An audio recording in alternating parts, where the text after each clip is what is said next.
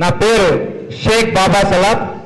మనకు ఈ జనపాలన ప్లాట్ఫారం యొక్క ముఖ్య ఉద్దేశాలైనటువంటి యువ రాజకీయాల్లోకి రావాలని చాలా ఆసక్తిగా ఉంది. కానీ వీరిని ఆర్గనైజింగ్ చేయడానికి సరైనటువంటి నాయకుడు మనకి కనపడడం లేదు.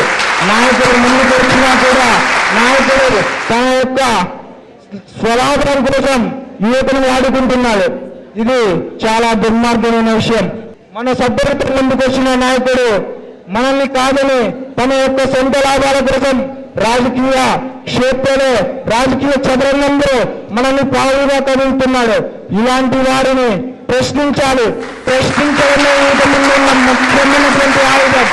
ఈ యొక్క ఆయుధంతో ఎంతటి మందినైనా వాడు ఎక్కడ ఢిల్లీలో కూర్చున్న ప్రధానమంత్రి కానీ రాష్ట్రపతి కానీ ఎక్కడున్నటువంటి వాడు కూడా ఈ యొక్క ప్రశ్న అనే ఆయుధానికి తలగ్గక తప్పదు, తలగ్గాలి.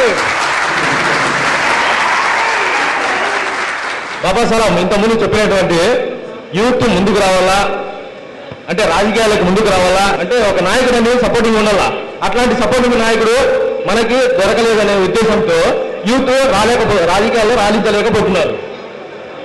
అట్లాంటి వ్యక్తులు మనకు ముందుకు వచ్చి ఎంకరేజ్ చేస్తే ఖచ్చితంగా రాజకీయంలో యూత్ రాణించగలదనే నమ్మకం నాకు 100% ఉంది. ఇంకోటి, ఆంధ్రప్రదేశ్ లో దాదాపు యూత్ 40% ఉన్నారు. 40% ఎవరినైనా గెలిపించడానికి వాళ్ళే ముందుకు వస్తున్నది. అట్లాంటి యూత్ వెనకబడిపోవడానికి కారణం ఏంటి? నాయకులు ఎలక్షన్ టైంలో డబ్బులు ఇచ్చి ఓటు వేయడానికి వస్తారు.